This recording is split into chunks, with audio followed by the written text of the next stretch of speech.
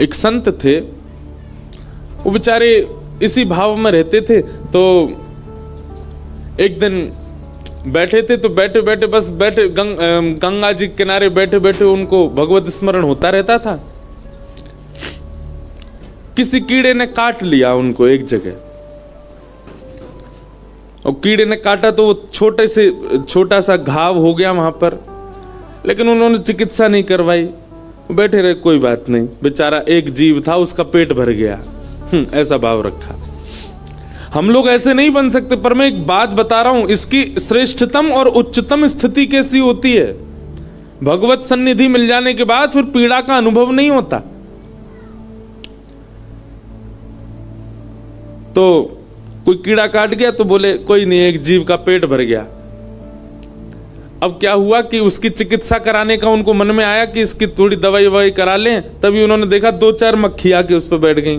तो मैंने सोचे अगर हमने इसकी चिकित्सा करा ली तो बेचारी मक्खी भूखी रह जाएंगी, बैठन दो। धीरे धीरे धीरे वो घाव फैलता चला गया, फैलता चला गया, फैलता चला गया। महाराज ऐसी स्थिति, सत्य घटना बता रहे हैं, सत्य संत की घटना है। उनके उस स्थान का खूब बड़ा वो हो गया घाव, कीड़े मकोड़े लग गए, गंदगी हो गई काफी। अब तो ऐसा हो गया कि उसमें कीड़े घूमने लगे ऊपर, लेकिन वो बैठ करके अपना भजन करते रहते। और कभी कभी देखते अगर कोई कीड़ा उसमें से गिर भी जाता ना तो उसको उठा लेते, अरे बेचारा क्या गिर गया, कहाँ जाओगे, क्या खाओगे पियोगे, तुम्हारा परिवार क्या है, यहीं बैठे रहो, खा जाओ इसको। ऐसा था।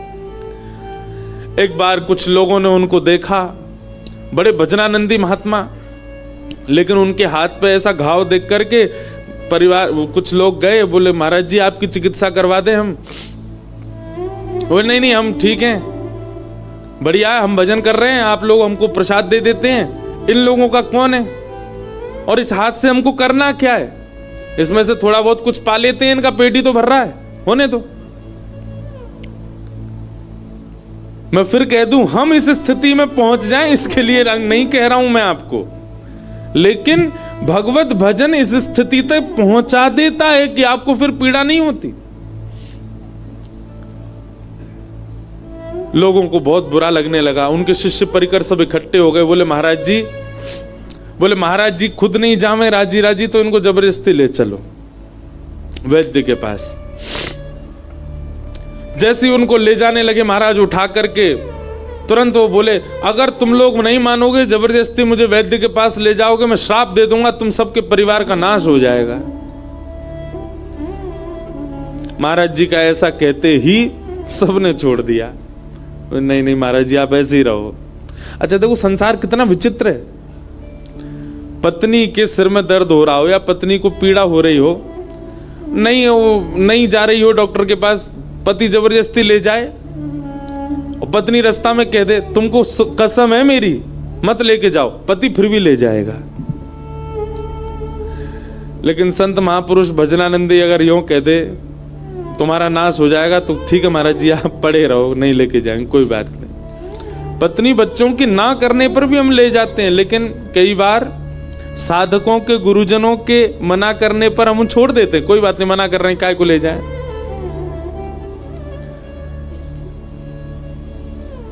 छोड़ दिया सबने उनको। अरे तो महाराज जी बड़े नाराज हो गए, बोले तुम लोग ले जा रहे हो वैद्य के पास और मुझे जाना नहीं है। तुरंत उन्होंने क्या किया, गंगा जी में प्रवेश कर गए और कंठ भर गंगा जी में बैठ गए। सब लोग बाहर से याचना करें महाराज जी आप बाहर आ जाओ। महाराज जी बोले मैं क्रोध में हूं, मुझे छेड़ो नहीं, बैठे रहो। 1 दिन 2 दिन 3 दिन 4 दिन बीत गए, गंगा जी में बैठे रहे। किनारे पर लोगों की भीड़ लग गई, बोले महाराज जी को घाव हो गया, डॉक्टर के पास ले जा रहे थे तो गुस्सा में गंगा जी में चले गए। अब पानी से ना जाने उस घाव का क्या हुआ होगा। 4 दिन बाद उन संत को पता नहीं क्या हुआ, निकले और जैसे ही बाहर आए तो मुख तो उनका था सांवला सांवला सा, और मुख से लेके नीचे तक सारा अंग बिल्कुल श्वेत वर्ण का हो गया, और वो घाव भी बिल्कुल स्वच्छ हो गया, बिल्कुल ठीक हो गया। बाहर आए, सबने कहा बोले महाराज जी आप तो काया पलट करवाया है अपना, चरणों में प्रणाम किया। बोले घाव कैसे ठीक हो गया? बोले गंगा जी जाने। सब उनने मंगल किया। मतलब पीड़ा होने पर कष्ट नहीं और पीड़ा दूर हो जाने पर प्रसन्नता नहीं। ऐसा होता है एक भक्त का जीवन, एक वैष्णव का जीवन। हम इस स्थिति में तो नहीं जा सकते, हमको तो न कोई सुई चुभ जाए, चींटी काट जाए तो हम भागें, पर कहीं ना कहीं भजन आप कर रहे हैं और वो भजन आपको फलीभूत हो रहा है, उसका ये प्रमाण है कि संसार की पीड़ा आपको पहले से कम कष्ट देने लगे। समझ जाओ भजन लग रहा है, पहले के समान आप कष्ट में हैं, पहले से अधिक कष्ट में हैं। लोग करते तो भजन है, नाम जप कर रहे हैं महाराज पूरे दिन, और जैसी रोटी खावे पहुंचे रसोईया के आगे, ए भाई कहा कर दिए तेने तो नमक ही नहीं डाला, इसमें थोड़ा नींबू तो निचोड़ो, इसमें थोड़े चाट मसाला तो डालो, इसमें थोड़ी न मिर्च तो डाले। जीव का चटोरापन नहीं जा रहा और करते भजन है, वो भजनानंदी नहीं है। वस्त्र पहन लिए तो दर्जी की क्लास लगा देते, नहीं यहां तो ये बढ़ा दियो, तो नहीं यहां तो यूं कर दियो। हम सत्य बताएं अपनी बात, हमारे पंडित जी यहां नहीं आए हैं बेचारे, लेकिन ऐसे प्रेमी पंडित जी हैं, वो कई बार अपनी बगलबंदी पहना के भेज देते हैं हमको।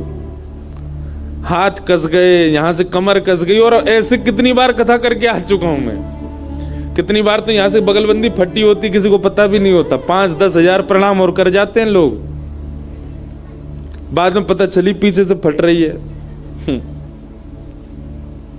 अद्भुत है हमारे महाराज जी। लेकिन पहले फर्क पड़ता था, अब नहीं पड़ता।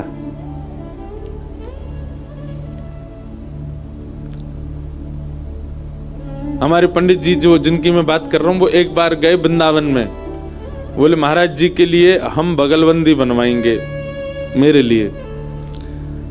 तो स्वयं गए, जाकर के दुकान से बोले बढ़िया वाला कपड़ा दो।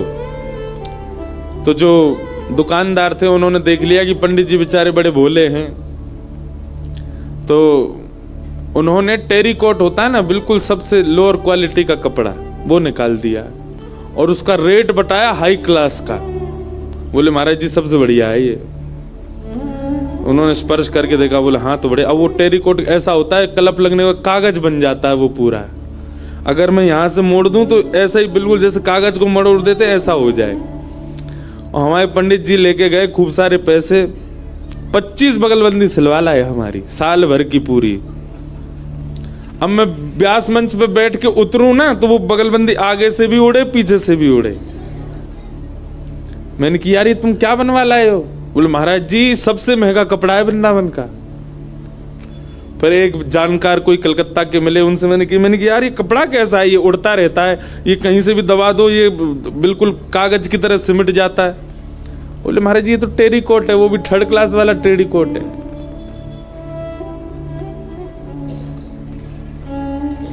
तो कथा सुनते सुनते सुनते सुनते ऐसी स्थिति हो जाती है, सुख दुख का ज्यादा आभास नहीं होता, ज्यादा पता नहीं लगता, फिर सम होने लग जाता है हमारा स्वरूप। मुख धोया है कि नहीं, बाल काटे हैं कि नहीं, कभी कभी ऐसी स्थिति भी आ जाती है। समत्व चित्त में प्रकट कर देता है भगवत भजन। न पीड़ा आने पर ज्यादा कष्ट होता है और ना सुख आने पर ज्यादा प्रसन्नता होती है। समभाव। कोई माला पहना दे तो उसकी ज्यादा हाजी हजूरी नहीं, कोई गारी दे दे तो उससे निंदा नहीं। अगर ऐसा स्वभाव आपका धीरे धीरे बन रहा है तो आपका भजन लग रहा है, और लग नहीं रहा आपका भजन ठाकुर जी स्वीकार कर रहे हैं। लेकिन ना तो स्वभाव बदला, ना व्यवहार बदला, ना चित्त की स्थिति परिवर्तित हुई, राग द्वेष में अभी भी पड़े हुए हैं, तो आप भजन छोड़ दीजिए, आपके लिए भजन नहीं है।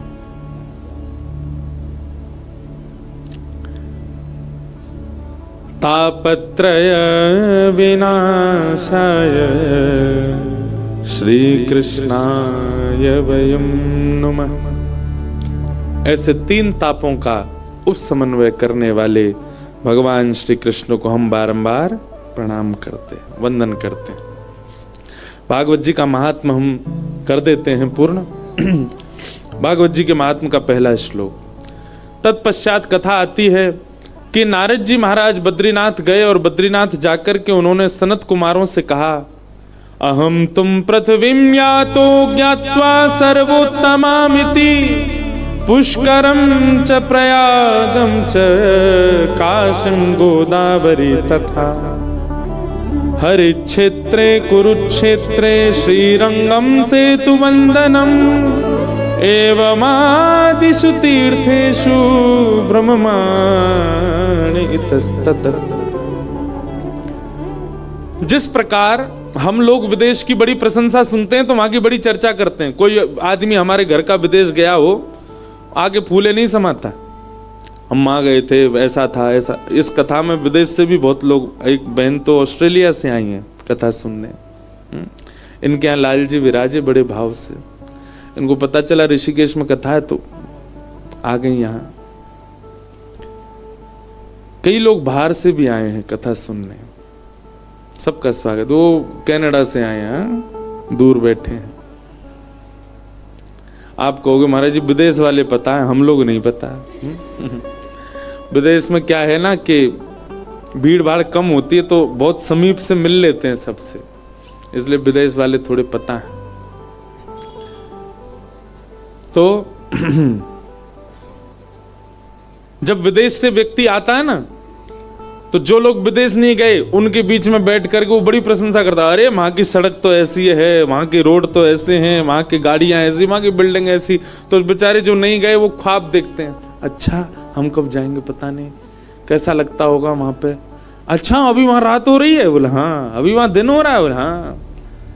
और जो विदेश से आया व्यक्ति वो अपने आप को कुछ समझता नहीं, फिर वो कई लोग ऐसे होते हैं, पर धीरे धीरे जाने के बाद फिर वो भी सामान्य हो जाते। पर जो पहली बार होके आया हो वो तो इंसानों को इंसान ही नहीं समझता। तो जैसे विदेश से आया व्यक्ति विदेश की बड़ी प्रशंसा करता है, तो ना गए हुए लोग ख्वाब देखते हैं कि हम कब जाएंगे। ऐसे ही बंधुओं इस पृथ्वी की प्रशंसा होती है, कहां पर? देवलोक में। जो देवता यहां भ्रमण करके जाते हैं वो वहां जाकर के जो देवता नहीं आए उनको प्रशंसा सुनाते हैं। अरे पृथ्वी तो ऐसी है, वहां पे पता है एक तीर्थ है उसका नाम बद्रीनाथ है, वहां पे एक नदी बहती है उसमें स्नान करके पाप नष्ट हो जाते हैं, उसका नाम गंगा है। अरे वहां के लोगों को तो उत्सव मनाने को मिलता है, कथा सुनने को मिलती है, नाचने गाने को मिलता है, सब अच्छी बुरे सब बातें होती हैं। एक बार नारद जी महाराज ने सोचा, बोले भैया पृथ्वी की इतनी प्रशंसा सुनी मैंने, इतनी प्रशंसा सुनी, मेरे मन में आया मैं घूमने तो जाऊं पृथ्वी है कैसे। लेकिन जैसे ही मैं पृथ्वी पर आया, जैसा सुना था वैसा कुछ नहीं मिला यहां पर, बिल्कुल विपरीत। और यही होता है, विदेश की प्रशंसा आप सुन लो, आपके मन में होगा मैं भी जाऊं, पर जब आप पहुंचेंगे ना, यूं लगेगी अरे यार क्या झूठ बोला था हमसे। वो बिल्कुल विपरीत है। स्वच्छता होगी, सुंदरता होगी, पर मन नहीं लगेगा आपका, विशेष रूप से अगर आप भारतीय हो तो। हमारी तो स्थिति ऐसी होती है, हम विदेश जाते हैं तो उल्टी गिनती गिनते हैं, अब कितने 15 दिन और रह गए, 14 दिन और रह गए, 10 दिन और रह गए, 1 हफ्ता और रह गया, 5 दिन। जिस दिन अंतिम दिन होता है ना वापस आने का, उस दिन तो नींद ही नहीं आती रात में, अब कब भारत पहुंचे, कब हवाई जहाज उतरेगा दिल्ली, कितना अच्छा लगेगा। आहा, मट्टी की खुशबू आ जाती है महाराज जैसे ही इंडिया की टेरिटरी में घुसता है भारत में हवाई जहाज। उतरते ही हॉर्नों की आवाज सुनाई देती है, तब शांति पड़ती कानों को। इतने दिन से हॉर्न ही नहीं सुने थे। तो नारद जी महाराज ने जब पृथ्वी को देखा, वो जैसे सुन के गए थे वैसी तो दिखी नहीं उनको। नारद जी ने उसी का वर्णन किया यहां पर, अहम तुम पृथ्वीं यातो ज्ञात्वा सर्वोत्तमामिति। मैंने इस पृथ्वी को बहुत उत्तम समझा था, पर यह बिल्कुल उत्तम नहीं है। नारद जी बोले, नारद जी से पूछा गया कहां गए आप? तो नारद जी वर्णन करते हैं, पुष्करम च प्रयागम च काशीम गोदावरी तथा हरिक्षेत्रे कुरुक्षेत्रे श्रीरंगम सेतुवंदनम एवमादिषु तीर्थेषु। अब यहां मुझसे किसी ने प्रश्न किया, बोले महाराज जी यहां बंबई नहीं लिखा, कलकत्ता नहीं लिखा, दिल्ली नहीं लिखा, सारे तीर्थों के नाम क्यों लिखे? क्या नाम लिखे हैं? पुष्करम च प्रयागम च काशीम गोदावरी तथा। गोदावरी कहां बहती हैं? गोदावरी जी कहां हैं? नासिक में। नासिक भी तीर्थ है। तो हरिक्षेत्र, हरिक्षेत्र किसको कहते हैं? इसी को हरिद्वार ऋषिकेश इसको हरिक्षेत्र कहते हैं। हरिक्षेत्रे कुरुक्षेत्रे श्रीरंगम सेतुवंदनम। सेतुवंदनम मतलब रामेश्वरम। इनमें से 3 जगह तो हम अभी जा ही रहे हैं। ये कथा ऋषिकेश में, ऋषिकेश में 12 को पूर्ण करके फिर वृंदावन में कथा साल में हम भी एक बार कराते हैं। तो पूज्य श्री मलुकपीठ वाले महाराज जी की कथा है 15 तारीख से 21 तक, और फिर 21 को वहां वृंदावन महाराज जी कथा पूरी होगी। 24 से फिर रामेश्वरम में कथा है 31 तक। 31 को रामेश्वरम में राम कथा है, राम कथा 31 को वहां पूरी होगी। फिर 2 तारीख से काशी बनारस में कथा है, बनारस में कथा पूरी होगी 8 तारीख को। 8 को पूरी करके फिर 11 से श्री गिरधर लाल जी का जन्मोत्सव नाथद्वारा, नाथद्वारा में कथा 17 को पूरी होगी, और फिर 22 से श्री द्वारिका धाम। दिसंबर और जनवरी हमारे सारे तीर्थों में ही निकलने वाले हैं। ऐसा सुंदर विश्राम 2024 का, और उससे भी ज्यादा सुंदर प्रारंभ 2025 का। और ये सब गिरधर लाल जी की कृपा है, उन्हीं की कृपा से होगा। हम चाह रहे हैं सो जीवन सबको है जाए। हम बहुत आनंद में रहते हैं, बहुत सुख में रहते हैं। हमारे लाल जी खूब डुलाते हैं हमको।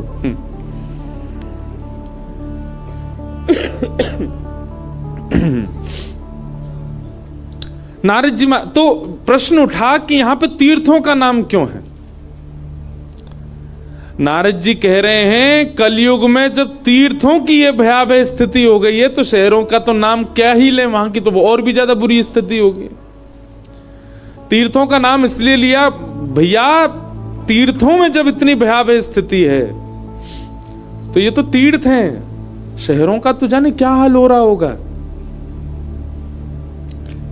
नारद जी महाराज ने यहां सब बताया।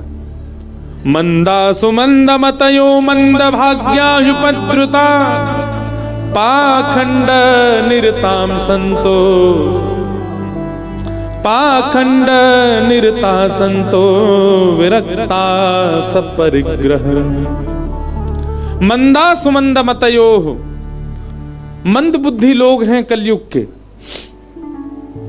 मंद बुद्धि, आप कहेंगे महाराज जी आप भी तो कलयुग में ही हो, आप भी सब कलयुग में ही हो।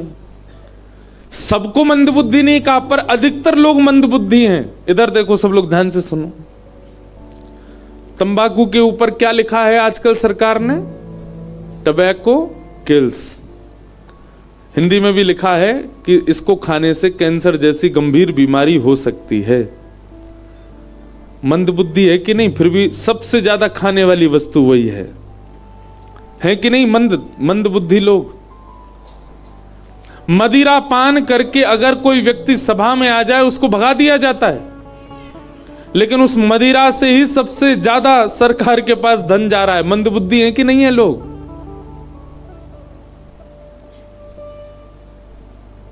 लोग इस प्रकार तक मंद बुद्धि में जा चुके हैं कि अब क्या बताएं हम आपको, कहां तक पहुंच रहे हैं लोग।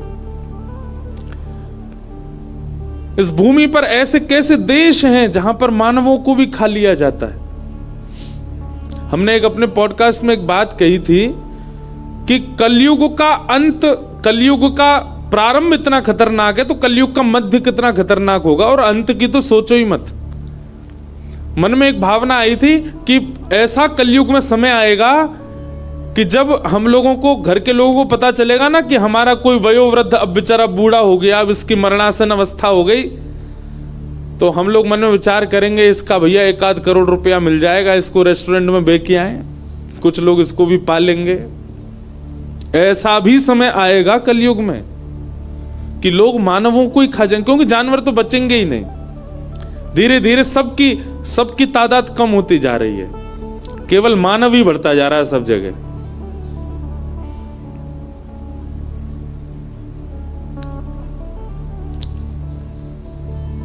मंद बुद्धि हैं हम लोग, और मंद भाग्यायुपद्रुता, भाग्य भी हमारा मंद है। पाखंड निरताह संतोह,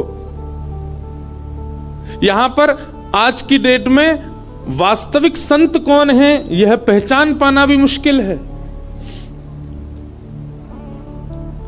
रूप धारण करके, वेश धारण करके ना जाने कितने लोग घूम रहे हैं संत रूप में, वेश रूप में।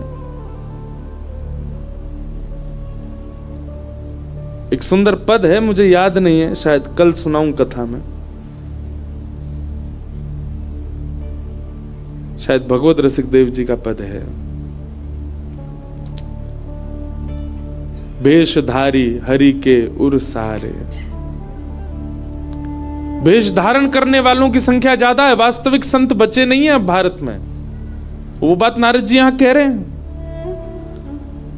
और क्या कह रहे हैं? कन्या विक्रयणो लोभात दंपति नाम च कलकनम। एक विवाह का क्रम कन्या विक्रय बन चुका है। लड़का जितना ज्यादा पढ़ा लिखा होगा उतनी महंगी कन्या मिलेगी। भागवत जी में इसका उल्लेख कर दिया। कई घर के लोग तो बच्चों को पढ़ाते ही इसीलिए, पढ़ लिख के अच्छा बन तो अच्छे घर की बहू लड़की आवे, ज्यादा दहेज लेके आवेगी। हम तो पूरी दुनिया में घूमते हैं, कई जगह ऐसा भी सुना गया, विवाह क्यों नहीं किया वहां पर? अरे महाराज जी हमारा बेटा जो है वो डॉक्टर है, वो लोग इतना ही दे रहे थे, डॉक्टर के हिसाब से तो इतना तो बनता है। अच्छा, इसीलिए डॉक्टर बनाए थे। कन्या विक्रयणो लोभात दंपति नाम च कलकनम। ये सब बातें नारद जी महाराज पृथ्वी पर देख रहे थे और देख करके मन को बहुत दुख हुआ। नारद जी महाराज भ्रमण करते करते जैसे ही वृंदावन पहुंचे, वृंदावन जाते ही उन्होंने देखा यमुना जी के तट पर एक परम सुंदरी बैठी है और उसकी गोद में 2 वृद्ध लेटे हैं। वो सुंदरी भक्ति महारानी है और गोद में उसके पुत्र ज्ञान और वैराग्य। नारद जी बोले, देवी आप मां होकर के युवा और आपके पुत्र दोनों वृद्ध क्यों?